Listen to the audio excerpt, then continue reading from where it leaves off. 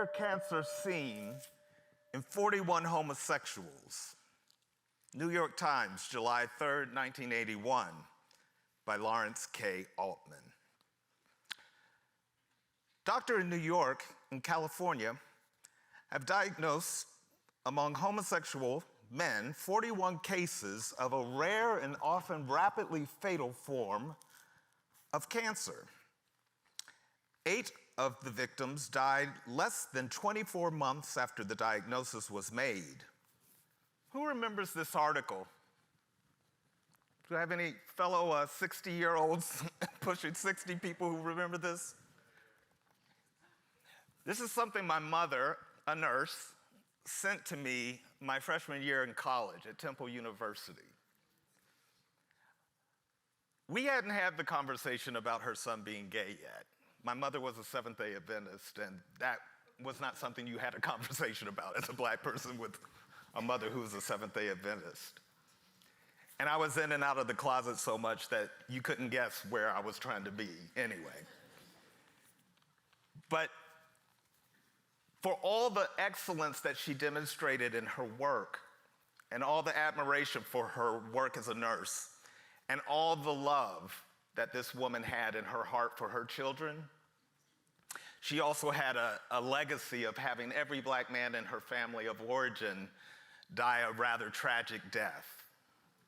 Her father suicided, was an alcoholic, violent. Her youngest brother, who was almost like her son, she said, Billy, died of a heroin overdose when they were pushing a lot of heroin in the DC area in that time to kill black men. And then my Uncle Wink, the only one I ever knew, had a tobacco addiction where he got lung cancer and then suicided in his backyard. So she was very concerned about her sons. My mother tended to have a very anxious kind of rapport with the world, and a sense of a lack of safety and worry about her son's safety. So my father, extraordinary man, was always that rock that kind of steadied her.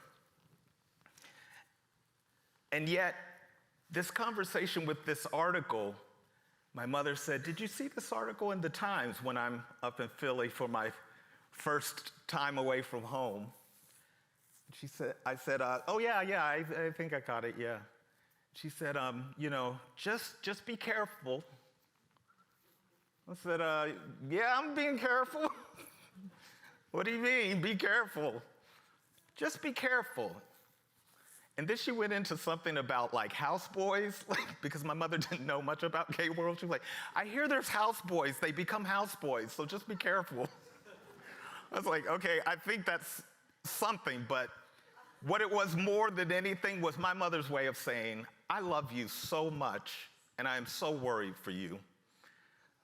I sent my child to Temple University after he got arrested for drunk driving at 17, and seemed to be somewhat on a course that looked really troubling to her, and trying to have a sense of confidence I was going to be okay after all the evidence showed black men don't survive. That was my mother's way of really letting me know I meant more to her than anything, and my survival and her love for me was infinite. 39 years later, the New York Times, 1981, gay cancer story continues to distort early AIDS history. July 2nd, 2020, by Ted Kerr. For many people in the US, the second weekend of March 2020 was when the COVID-19 era of US history began for them. On that Friday, the 13th, no less, Trump declared a national emergency, and that Sunday, the Center for Disease Control and Prevention, CDC, advised against gatherings of more than 50 people. With the beginnings of social distancing in place, it became impossible to distance oneself from the unfolding pandemic. 39 years later, my mother has Alzheimer's. Alzheimer's that her mother also had. Happened as soon as my grandmother died. Something odd happened in 2004. I began to become her conservator and her caregiver, primary caregiver, for a period of 3 years when my father died in 2011. I left a tenured job at the University of San Diego, and I said, I'm going on a family and medical leave to take care of my mother back in Kentucky. I came to Kentucky, we were in Frankfurt, and we found a way to just kind of keep moving along. At some point, she started to feel very comfortable, and she said, hey, why don't we just stay here in Kentucky? And in one of those moments that, only a really spoiled youngest child can do, still being a grown-up, still feeling like Carly said, the 3-year-old and mom being mom, I said, Mom, there is no other game in town other than the Actors Theatre of Louisville. I have never worked there. I will never work there. That's not a theater for us. You never took us there. We have to go to DC. We're going to DC.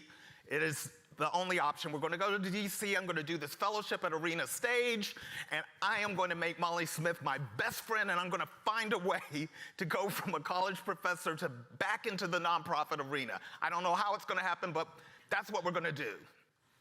I'm a really smart guy, but God really wanted to make sure he played a joke on me about I am not divine by letting me become the artistic director of Actors Theatre of Louisville many years later. You're smart, you don't know everything. We go to DC, I take care of her for about 3 years. I try to figure out, I learned you're not supposed to be your mother's caregiver in that way. Get a whole staff of people, they start working with her. I eventually have to go back into the work market. And this job at Arena Stage happens where I become the director of artistic programming after serving as a fellow, a middle-aged fellow, getting Molly Smith tea and whatever she needed. The grace of this woman, like so many in my life, who have been there, like my mother, to nurture and support someone, is extraordinary. That we all come from the same place, wherever we come from, and seem to go back to that same place is extraordinary. I'm here preparing for the Humana Festival of New American Plays. It's in March 2020. I'm in rehearsal for a show called Grace, about a family that loses a matriarch and how they navigate that. We get notice that we're closing everything. Pandemics hit. And we're sending everyone home at peak Humana time. And it's over. I get a call that my mother is taking a turn. She's still at the home in Cleveland where I was the associate artistic director. I've been working, how do I get her here to Louisville? I just can't find the right place yet, but I'll do it after the Humana Festival. She's taking a turn, something's happened. Oh, okay, should I come? Let us call you back. We're not letting people in the home. Yes, we think you should come immediately. She is actively dying. Okay, I call my brother, he starts up. I drive up, I'm listening to Elizabeth Kubler-Ross, every book that my mother ever had on the shelf, trying to figure out how I'm going to prepare for this moment. I get there, it's the Christmas that she first doesn't remember who I am.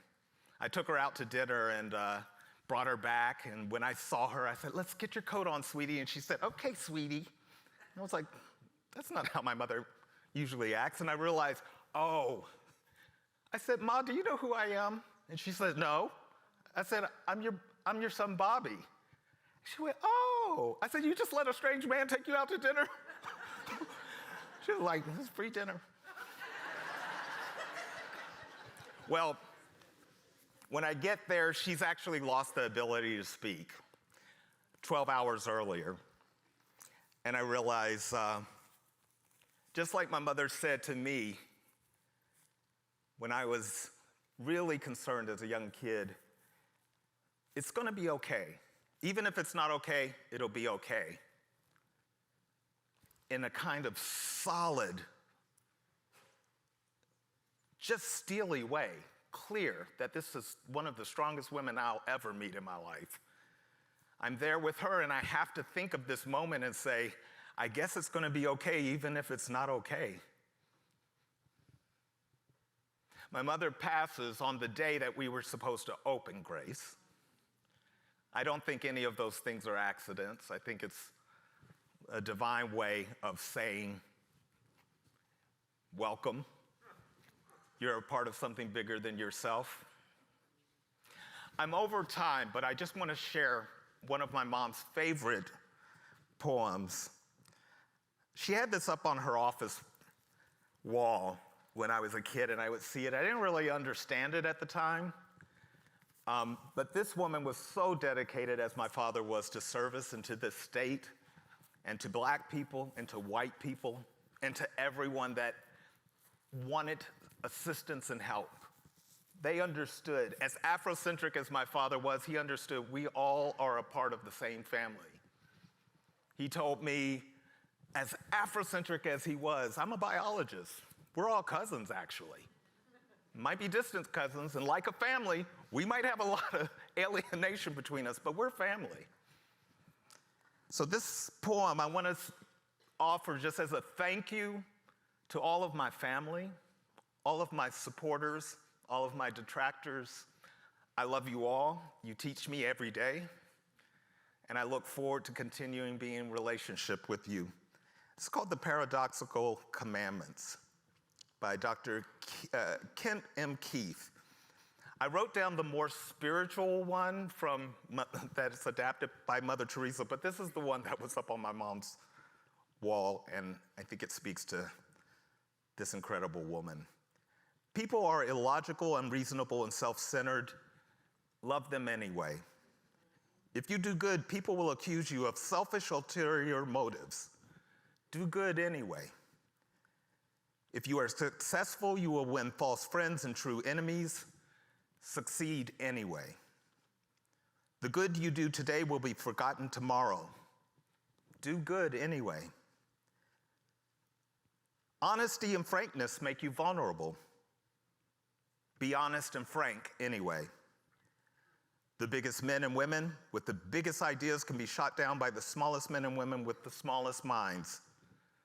Think big anyway. People favor underdogs, but follow only top dogs. Fight for a few underdogs anyway. What you spend years building may be destroyed overnight. Build anyway. People really need help, but may attack you if you do help them. Help people anyway. Give the world the best you have, and you'll get kicked in the teeth. Give the world the best you have anyway. Thank you.